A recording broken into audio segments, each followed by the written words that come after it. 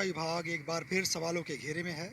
शिक्षा विभाग की मंशा पर शिक्षक अभ्यर्थी सवाल खड़े कर रहे हैं, जो पिछले करीब 3 साल से छठे चरण के नियोजन के पूरा होने का इंतजार कर रहे हैं। सर, मैं स्पष्ट रूप से बताना चाहता हूँ, एक गंभीर आरोप लगाना चाहता हूँ कि सरकार की मंशा ठीक नहीं है सर।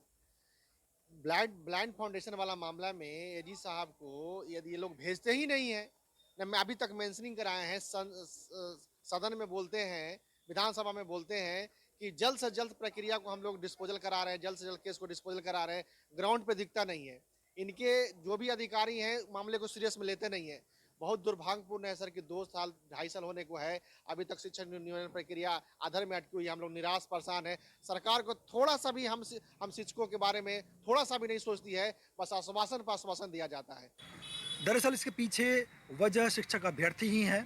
विभिन्न वजहों से शिक्षक अभ्यर्थियों ने पटना हाई कोर्ट में कई याचिका दायर की, जिसके कारण मामला लंबा खिंचता चला गया। चूँकि न्यायालय में कई प्रकार के पिछले कुछ महीनों में कई सारे विवाद न्यायालय में आए हैं। जैसे आप शुरू में नाइवस को लेकर एक डिस्प्यूट हुआ, तो मामला काफ़ी समय तक न्यायालय में लंबित रहा।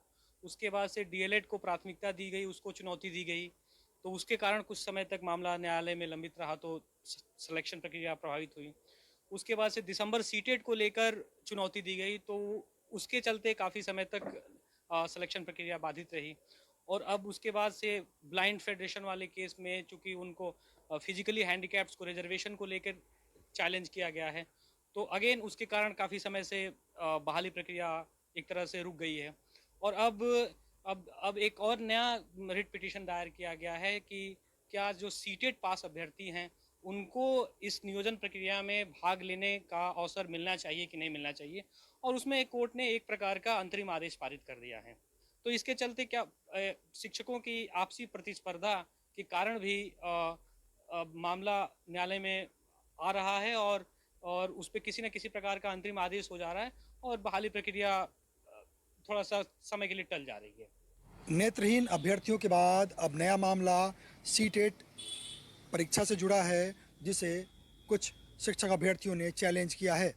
अब देखना है कि बिहार सरकार कितनी तत्परता से इस मामले में हाई कोर्ट में अपना पक्ष रखती है, और कब तक छठे चरण के नियोजन पर लगा ग्रहण खत्म हो पाता है। पटना से ईटीवी भारत के लिए अमित वर्मा।